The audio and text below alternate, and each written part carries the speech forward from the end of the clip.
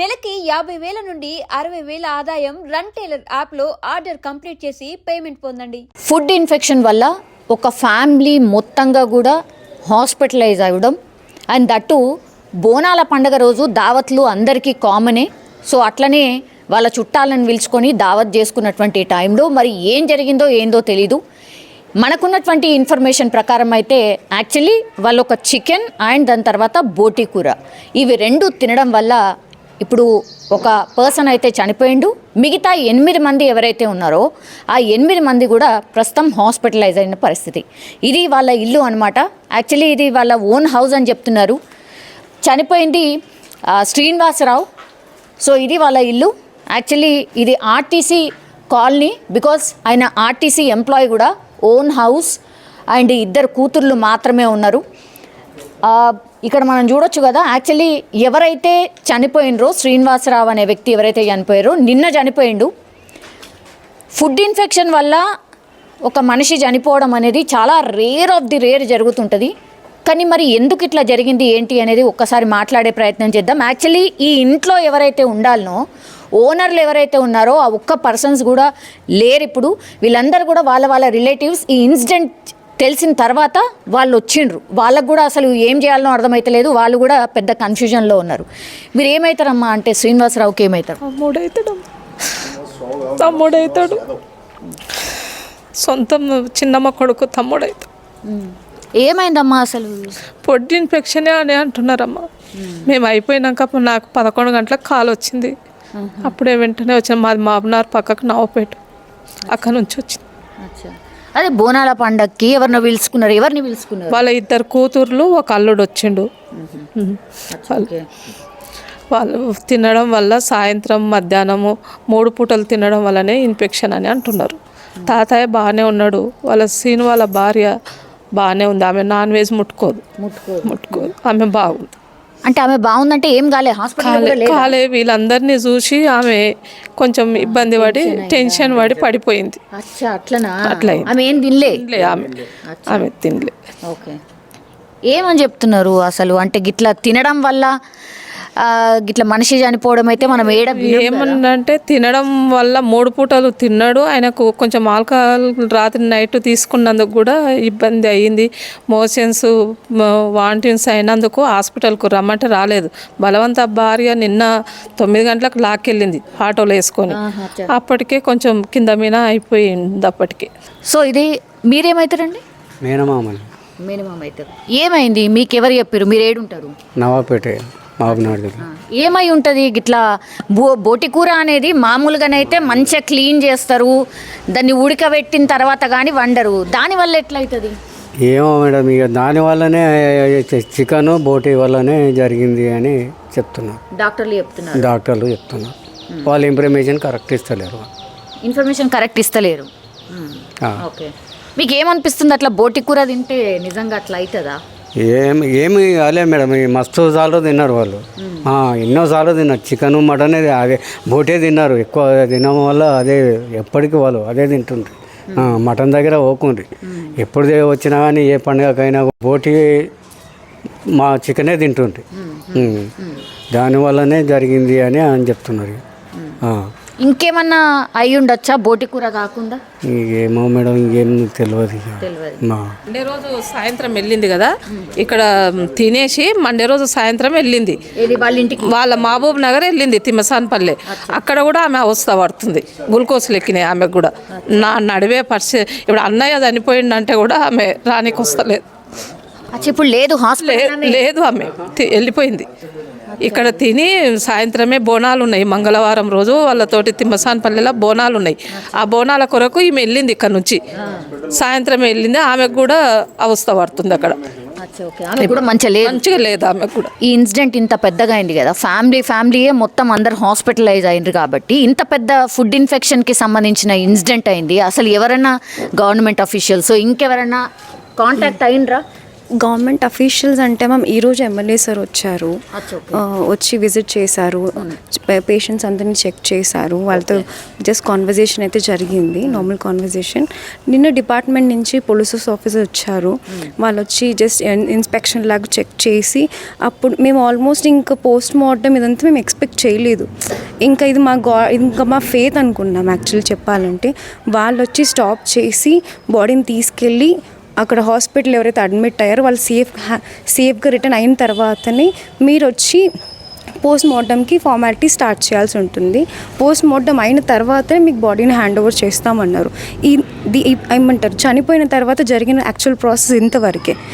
Inspection కానివ్వండి, food inspector ఇట్లా ఎవరు వచ్చింది లేదు, ఇప్పటి వరకు అయితే ఎవరు రాలేదు. మీరేమైనా కంప్లైంట్ చేసిరా? ఇప్పుడు ఎమ్మెల్యే గారు విజిట్ చేసిర్రు అని చెప్తున్నారు కదా, మీరేమైనా రిక్వెస్ట్ చేసిరా? యాక్చువల్లీ మేము ఈ సిచ్యువేషన్లో కంప్లీట్గా అప్సెట్గా ఉన్నాం. మేము ఇంకా వెళ్ళి కంప్లీట్ చేయాలి అన్న థాట్ మాకు రాలేదు ఇప్పటి వరకు. ఇందాక జస్ట్ 1 o'clockకి మేము వచ్చామన్నమాట ఇంటికి, 12:30 సంథింగ్, అరౌండ్ 1 o'clockకి. అప్పటిదాకా హాస్పిటల్లోనే ఉన్నాం. చిన్న పాప కంటిన్యూస్గా లూజ్ స్టూల్స్ పాస్ చేస్తూనే ఉంది. తనకి నైట్ ఆల్మోస్ట్ 103 టెంపరేచర్ ఉన్నది. ఇప్పుడు కొంచెం నార్మల్లోకి వచ్చింది.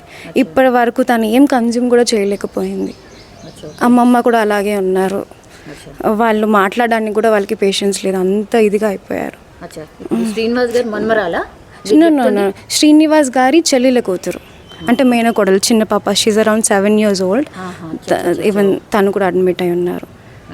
So totally 9 members are admitted in the hospital, Himalaya hospital. Doctors ఏం చెప్తున్నారు అంటే లైక్ ఫస్ట్ తీసుకెళ్ళగానే ఏం చెప్పిండ్రు?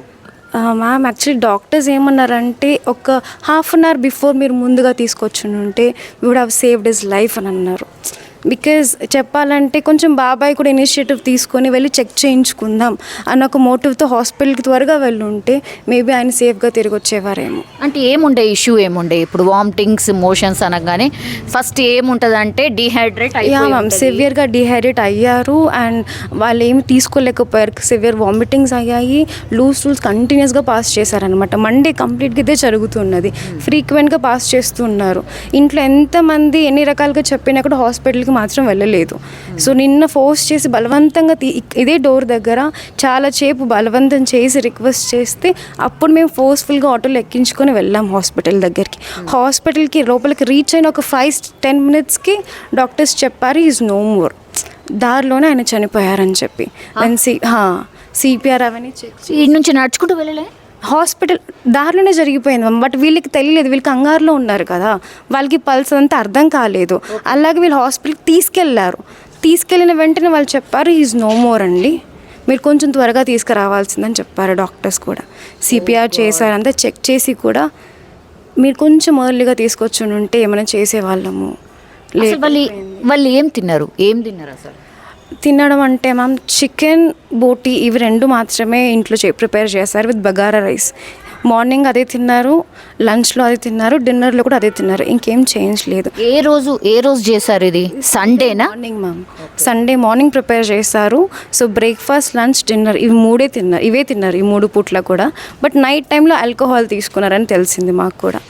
సో డాక్టర్స్ ఏమంటున్నారంటే ఇవి తినడం మాత్రమే కాదు, ఆల్కహాల్ తీసుకోవడం కూడా ఇంకొక రీజన్ అయ్యింది చనిపోవడానికి రీజన్. అండ్ డిలే చేయడం, ఆన్ టైం మనం వెళ్ళుంటే కనుక you would have survived. Monday రోజు ఏం తిన్నారు మరి? సరే సండే మీరు చెప్పింది, మండే రోజు కూడా ఇదే తిన్నారా? లేదు మ్యామ్, యాక్చువల్లీ సండే మొత్తానికి కంప్లీట్ అయిపోయింది. మండే అంతే చాలామంది చెప్తున్నారు ఫ్రిడ్జ్లో స్టోర్ చేసి మరి తిన్నారని చెప్పి చాలా న్యూస్ చూశాను. But no, it's not true. Sunday రోజు ప్రిపేర్ చేశారు, సండే ఈవినింగ్ కల్లా కంప్లీట్గా ఫినిష్ అయిపోయింది. మండే రోజు పెట్టుకొని తిన్నదైతే కాదు. సండే ఏదైతే తిన్నారో వాళ్ళు మండే రోజు ఎక్కువ ఇంపాక్ట్ చూపించింది. సో మండే రోజు ఇంపాక్ట్ చూపిస్తే తగ్గిపోతుందిలే అని చెప్పి వాళ్ళు వెయిట్ చేశారు. బట్ అది సివియర్ అయిపోవడం వల్ల ట్యూస్డే రోజు ఫోర్స్ఫుల్గా తీసుకెళ్లాల్సి వచ్చింది. ఒకరి తర్వాత ఒకరు సివియర్ అయిపోవడం వల్ల అందరినీ ఒకటే హాస్పిటల్ అడ్మిట్ చేసాం. అచ్చా, సండే రోజు తిన్న ఫుడ్డే మండే రోజు కూడా ఫ్రిడ్జ్లో పెట్టుకొని అది లేదు, ఏం లేదు. అదే అసలు అందరూ కూడా మండే రోజు కూడా సండే ప్రిపేర్ చేసింది మండే రోజు తిన్నారు అనేదే చాలా మంది. నో యాక్చువల్లీ మార్నింగ్ నుంచి చాలా మంది వచ్చారు, నేను చెప్పాలనుకున్నా ఇది వాళ్ళకి. బట్ నో, సండే రోజే కంప్లీట్ అయిపోయింది. ఏ ఫుడ్ ఫ్రిడ్జ్లో పెట్టి తిన్నది ఉన్నదే లేదు. కండిషన్ బాగాలేదు కాబట్టి తీసుకెళ్లారు. ఒకరి తర్వాత ఒకరికి కంటిన్యూస్గా వామిటింగ్స్ అవ్వడం, లూజ్ స్టూల్స్, అందరికీ ఇదే సిచ్యువేషన్ జరిగింది మ్యామ్. చిన్న పిల్లలకి ఫీవర్ ఎక్కువ అయిపోయింది, ఇంకా బాబాయ్ వాళ్ళ పిల్లలకి కూడా లూజ్ స్టూల్స్, వామిటింగ్స్ కంటిన్యూస్ అయిపోయాయి. తినకేం ప్రాబ్లం అయింది? దీనికి ఏంటంటే లూజ్ స్టూల్స్ అందరికన్నా ఎక్కువగా జరిగాయి, వామిటింగ్స్, లూజ్ స్టూల్స్ ఎక్కువ జరిగాయి. లూజ్ స్టూల్ కలర్స్ ఏవైతే ఉంటాయో అవి డిఫరెంట్గా అయ్యాయి అన్నమాట. సో తను గమనించుకోలేదు. అండ్ పిన్ని దగ్గరుండి అన్ని సేవలు పిన్నియే చూసుకున్నారు. మంచి చెడు అన్ని ఆవిడే చేయడం వల్ల డాక్టర్స్ ఏమంటున్నారంటే వైరస్ అనేది డైరెక్ట్గా కూడా ఇండైరెక్ట్గా కూడా స్ప్రెడ్ అవుతుంది. సో ఆ రీజన్ వల్ల కూడా మీ పిన్ని కూడా ఎఫెక్ట్ అయ్యారు. And she'll not consume non veg తినరు ఆవిడ, అసలు తినరు. అండ్ బీపీ లో. సో దగ్గరుండి అన్ని చూడడం వల్ల ఇంకా ఆవిడ డిప్రెస్డ్ అయిపోయి లో అయిపోయారు. శ్రీనివాస్ ఎవరైతే చనిపోయినరో వాళ్ళ ఫ్రెండ్స్ అనమాట. ఈ హాస్పిటల్ దగ్గర మిగతా ఫ్యామిలీ మెంబర్స్ అందరు ఉన్నారు కాబట్టి ఎట్లుంది కండిషన్ ఏంది అని మాట్లాడుతున్నారు, కనుక్కుంటున్నారు. అది పరిస్థితి. ఒకసారి మాట్లాడదాం. మీరు ఫ్రెండ్? నా పేరు పాపరెడ్డి అండి. శ్రీనివాస్ యాదవ్ గారు 32 సంవత్సరాల నుంచి బాల్యమిత్రుడు మాకు. అతను చనిపోయినందుకు చాలా దురదృష్టకరం. ఇది ఏ పగోనికి ఇట్లా రాకూడదు, చాలా బాధాకరమైన విషయం. మొత్తము సండే రోజు మార్నింగ్ బోనాల పండుగ సందర్భంగా మటను అని బోటి మటన్ తిన్నారు. 2 పూటలు తిన్న వాళ్ళకి చాలా ఇబ్బంది అయింది. అంటే ఎవరైనా సామాన్యంగా మార్నింగ్ తింటాం, సాయంత్రం తింటాం. అది మార్నింగ్ తిన్న వాళ్ళకి ఎఫెక్ట్ కాలే కానీ సాయంత్రం తిన్న వాళ్ళకు ఎఫెక్ట్ అయింది. 10 మందిలో మా మిత్రుడు సీను గారు చనిపోయినారు. వాళ్ళ మిస్సెస్ కానీ వాళ్ళ పిల్లలు కానీ అందరూ చాలా ఇబ్బందికరంగానే ఉన్నారు. డాక్టర్ వాళ్ళు ఇట్లా బాగానే సహకరిస్తున్నారు, వాళ్ళు ట్రీట్మెంట్ ఇట్లా కరెక్ట్ చేస్తున్నారు. ఏం చెప్తున్నారండి మిగతా పరిస్థితి? వాళ్ళ వైపు నాన్ వెజ్ తినదు, వాళ్ళ వైపు తినదు కానీ ఆ హస్బెండ్కు ఉన్నది వాష్రూమ్ ఇట్లా తీసుకుపోయింది కాబట్టి ఆమెకి ఇట్లా ఇన్ఫెక్షన్ సోకింది. ఆమెకి ఇట్లా బాగా 105, 102, 103 జ్వరం ఉన్నది. నిన్న నుంచి జ్వరం ఏం తగ్గట్లేదు, బీపీ ఇట్లా డౌన్ అవుతుంది అని డాక్టర్ వాళ్ళు ఇట్లా సహకరించి చెప్తున్నారు. ఇది చాలా దురదృష్టకరం. ఇప్పుడు ఆయనకు సీరియస్గా ఉన్నప్పుడు మీకు ఏమైనా ఫోన్ వచ్చిందా? మీరు పోయినరా ఇంటికి? నేను ఆ రోజు నేనైతే లేను, మా ఫ్రెండ్స్ ఉన్నారు. యాక్చువల్ మేము బయట ఉన్నాము. మాకు ఫోన్ రాగానే ఆ లోపు ఇక్కడికి వచ్చేసారు. ఇక్కడికి రాగానే ట్రీట్మెంట్ రాగానే వీళ్ళు తీసుకొని ట్రీట్మెంట్ స్టార్ట్ చేశారు. సిపిఆర్ చేయడం కానీ, షార్ట్ కొట్టడము, ఇంజెక్షన్ ఇవ్వడం అన్ని చేశారు కానీ ఫలితం లేకపోయింది. అంటే అప్పటికే సీరియస్? Maybe serious. అంటే నడుచుకుంటూ తీసుకొచ్చి ఆటోలో తీసుకొచ్చి అప్పటికి బాగానే ఉండేనా? బాగానే ఉంది. అంటే అప్పటికి మేబీ 80-90% ఛాన్సెస్ ఎక్కువైందా లేదు. సిపిఆర్ చేశారు అన్ని హాస్పిటల్లో 1.5 hour ట్రై చేశారు. వీళ్ళు ట్రై చేశారు. 1.5 తర్వాత వచ్చి లేదు అని చెప్పేసి ఎంత అంటే బీపీ డౌన్ అంటే ఎంత ఉండేనట్టు? బీపీ ఏం చెప్పలేదు మాకు. మేము వచ్చేసరికి అయిపోయి మాకు తెలిసినప్పుడు మేము 1/2 hourలో వచ్చినాము. ఇప్పుడు తనని తీసుకొచ్చిర్రు, తనతో పాటు మిగతా ఫ్యామిలీ మెంబర్స్ ని అందరిని కూడా తీసుకొచ్చిర్రు. అతనితో పాటు వాళ్ళు వచ్చిర్రు. అతనితో పాటు రాగానే ఇక్కడ రాగానే అక్కడ పరిస్థితిని బట్టి వాళ్ళ భార్య బేహోష్ అయిపోవడము, వీళ్ళందరికీ మళ్ళీ చక్కెర వచ్చి పడిపోవడం చెక్ చేస్తే వీళ్ళకి కూడా ఫుడ్ ఇన్ఫెక్షన్. ఈ డిపోని ఫలక్నామా డిపో రిమూవ్ చేసిరట. దయచేసి ఆర్టీసీ వాళ్ళు ఇట్లా ఇది గమనించి, చాలా గరీబ్ కుటుంబం అండి, పిల్లలు ఎవరు లేరు, ఇంకా ఆ పిల్లలకు బతకనికి ఇట్లా ఇబ్బంది ఉంది. కాకపోతే ఒక ఇల్లు ఒకటే ఉంది, అది ఇప్పుడు ఉన్నది కాదు, ఎప్పుడు వాళ్ళ నాన్న ఆర్టీసీ సొసైటీ నుంచి కొన్నాడు. ఆర్థికంగా తినడానికి ఇట్లా ఇబ్బందికరమైన విషయమే. వాళ్ళ పరిస్థితి ఇట్లా హాస్పిటల్ బిల్స్ ఇట్లా చాలా అవుతున్నాయి. దయచేసి ఇది గమనించి అందరు సహకరించాలి. గవర్నమెంట్ ఎంప్లాయీస్ ఇట్లా వాళ్ళు ఎవరైతే మీడియా ద్వారా ఇప్పుడు ఫుడ్ ఇన్ఫెక్షన్ అంటున్నారు కదండి, ఫుడ్ ఇన్ఫెక్షన్ కి సంబంధించి అంటే నమూనాలు తీసుకపోయినరా? ఎవరైనా ఫుడ్ ఇన్స్పెక్టర్ ఎవరైనా వచ్చిండ్రా? ఫుడ్ ఇన్స్పెక్టర్ వాళ్ళు అయితే ఎవరు రానట్టుందండి. నేను ఇట్లా ఇక్కడే ఉన్న నిన్న నుంచి. ఫుడ్ ఇన్స్పెక్టర్ వాళ్ళు అయితే ఎవరు రాలేదు. కాకపోతే షాంపిల్ వీళ్ళు పంపించారంట. ఎమ్మెల్యే సాబ్ ఇట్లా చెప్పాడు, నేను ఫుడ్ ఇన్స్పెక్టర్ వాళ్ళకి ఇట్లా ఇన్ఫర్మేషన్ ఇస్తాను. మరి ఏమో ఎమ్మెల్యే గారు ఏం చెప్పారో ఇంతవరకు అయితే రాలేదు వాళ్ళు.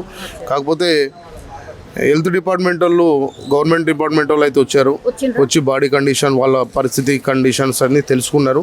మరి ఏం రిపోర్ట్ ఇచ్చారు అనేది మాకు ఇట్లా తగిన రిపోర్ట్ లేదు మా దగ్గర. ఇప్పుడు శ్రీనివాస్ గారు బాడీ ఎక్కడ ఉంది? ఇప్పుడు ఉస్మానియా హాస్పిటల్. ఇంకా కూడా అంత్యక్రియలు నిన్న నైట్ తీసుకెళ్లారు.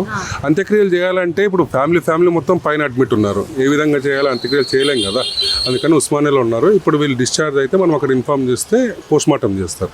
చేసి అప్పుడు బాడీని తీసుకొచ్చి ఇక్కడ సాబ్నర్లో చేద్దామని డిసైడ్ చేశారు. ఇది సిచ్యువేషన్ అనమాట. యాక్చువల్లీ మనం ఏమనుకున్నామంటే అంత్యక్రియలన్నీ కూడా పూర్తయిపోయినాయి అని అనుకున్నాము, కానీ కాదు.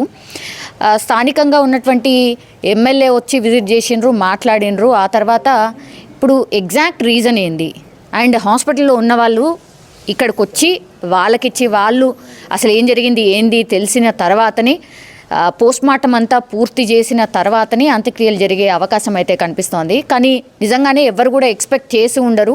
అంటే నడుచుకుంటూ పోయిన వ్యక్తి హాస్పిటల్ పోయేసరికే చనిపోవడం అనేది నిజంగా వీళ్ళకు కూడా అంటే ఒక షాకింగ్ లాంటి వార్తే. ఫుడ్ తిన్న తర్వాత మనిషి చనిపోవడం అనేది చాలా రేర్ ఆఫ్ ది రేర్ మనం వింటూ ఉంటాం. అందులో ఇదొక ఇన్సిడెంట్ అని కూడా అనుకోవచ్చు. అందరు ఫ్యామిలీ మెంబర్స్ కూడా అందరు షాక్లో ఉన్నటువంటి పరిస్థితి అయితే కనిపిస్తోంది.